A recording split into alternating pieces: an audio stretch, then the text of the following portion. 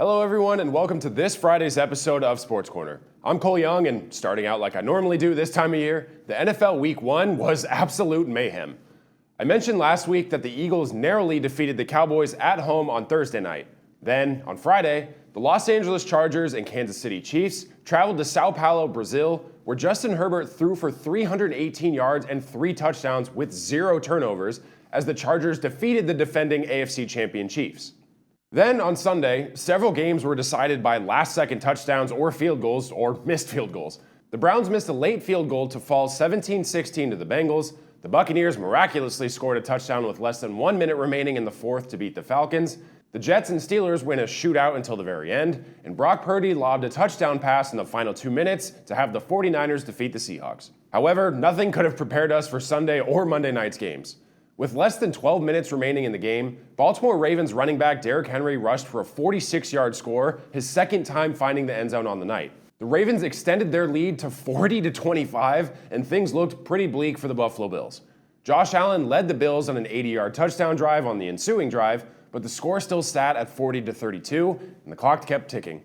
With Derrick Henry already having rushed for 169 yards and Lamar Jackson adding 70 on the ground, all the Ravens had to do was run out the clock.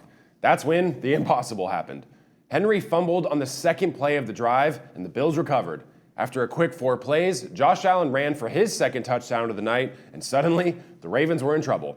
The Bills would fail on the 2-point attempt, so the Ravens held on to a 2-point lead with under 2 minutes to go.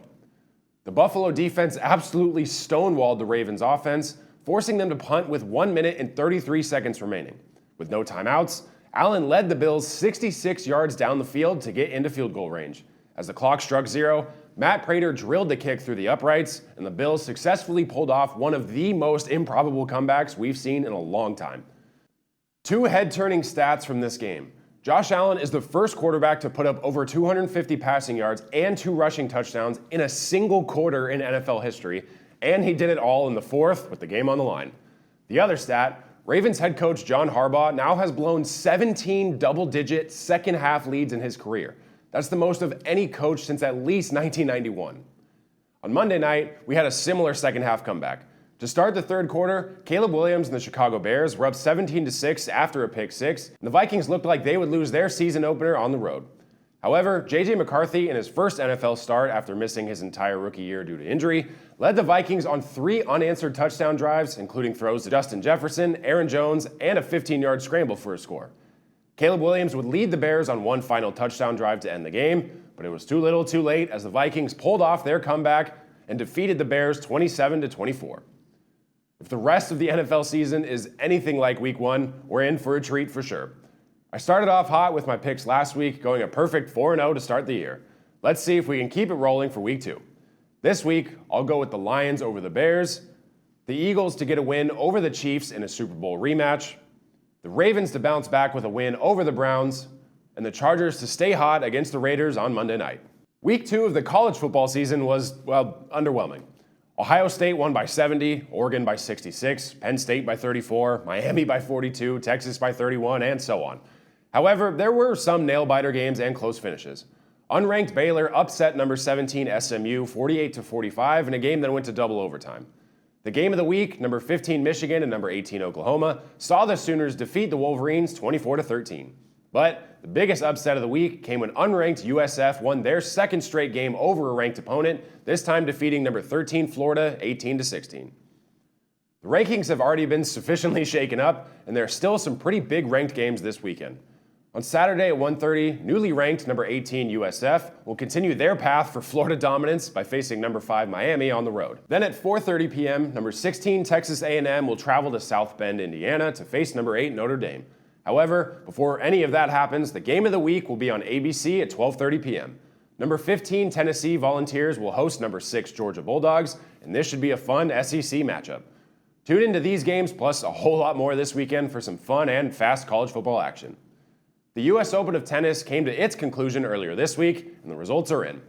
For the women, American Amanda Anisimova fell just short in the final round, losing to current world number 1 Aryna Sabalenka.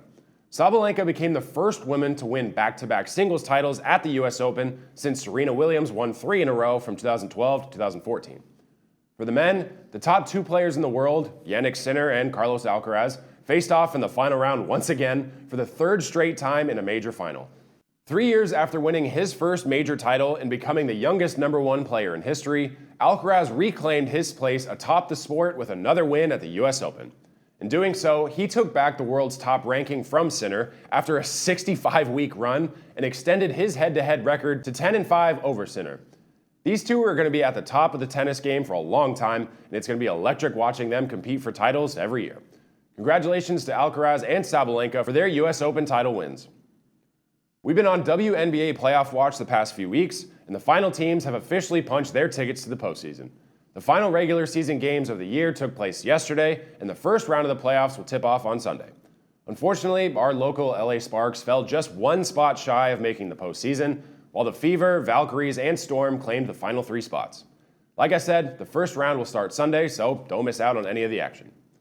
The MLB season is coming to a close, and while no teams have officially clinched a playoff spot just yet, another team has joined the Colorado Rockies in being eliminated from playoff contention, the Chicago White Sox. The White Sox had the worst season in MLB history last year, only to be dethroned by the Rockies this season.